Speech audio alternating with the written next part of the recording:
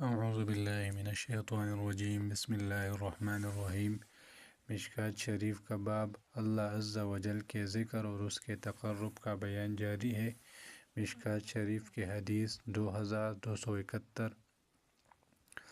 حضرت انس رضی اللہ تعالی عنہ بیان کرتے ہیں کہ رسول کریم صلی اللہ علیہ وآلہ وسلم نے فرمایا، جب تم باغات جنت کے پاس سے گزرو تو وہاں سے کھا لیا کرو، یعنی وہاں سے جو ہے وہ فائدہ اٹھا لیا کرو، وہاں سے جو ہے وہ اپنا حصہ جو ہے وہ لے لیا کرو۔ یعنی جس طرح جانور جو ہے اگر اس کو اب باغیچے میں چھوڑ دے تو وہ وہاں سے جو ہے وہ کھا لیتا ہے، تو وہاں سے جو ہے وہ فائدہ اٹھا لیتا ہے۔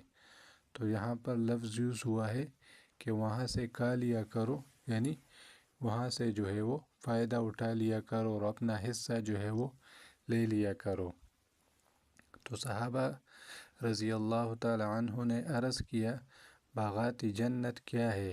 یعنی ہم تو دنیا میں ہے اور جنت اور دوزخ ہم یہ سمجھتے ہیں کہ یہ تو آخرت میں ہوتے ہیں، تو باغات جنت جو ہے وہ کیا چیز ہے؟ یعنی نبی کریم صلی اللہ علیہ وآلہ وسلم نے فرمایا کہ باغات جنت سے جب گزرو تو وہاں سے کھا لیا کرو، یعنی وہاں سے فائدہ اٹھا لیا کرو۔ تو صحابہ رضی اللہ تعالی عنہ نے عرض کیا کہ باغات جنت جو ہے یہ کیا چیز ہے؟ یعنی یہاں پر جو ہے وہ ظاہر معنی تو نہیں مراد۔ تو نبی کریم صلی اللہ علیہ وآلہ وسلم نے فرمایا، ذکر کے حلقے۔ حدیث جو ہے وہ گزر چکی کہ جس جگہ پر جو ہے وہ اللہ کا ذکر ہوتا ہے تو فرشتے جو ہے وہ اس کو گھیر لیتے ہیں اور آسمان دنیا تک جو ہے وہ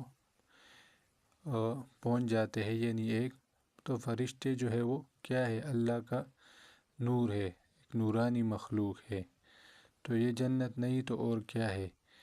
اللہ رب العزت جو ہے وہ آسمان پر ایسی مخلوق کا، ایسے بندوں پر جو ہے وہ فخر کرتے ہیں، اور جو ان کے پاس بیٹھ جاتا ہے اللہ رب العزت ان کی مغفرت جو ہے وہ کر دیتا ہے۔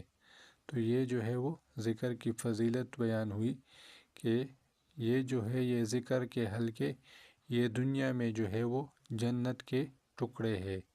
تو جنت میں کیا ہوگا؟ اللہ کا نور ہوگا، اللہ کی رضا ہوگی، فرشتے ہوں گے۔ تو یہ ذکر کے حلقے جو ہے یہ جنت کے ٹکڑے ہے، یہ کوئی معمولی چیز نہیں ہے۔ تو اس سے ہم جتنا بھی فیض لے لیں تو اتنا ہم جو ہے وہ جنت کے قریب ہو جائیں گے۔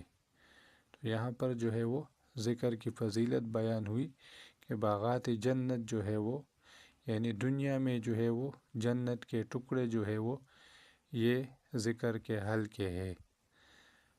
بابا بھی جاری ہے۔ اللہ کریم ہم سب کو قرآن و حدیث پر عمل کرنے کی توفیق عطا فرمائے۔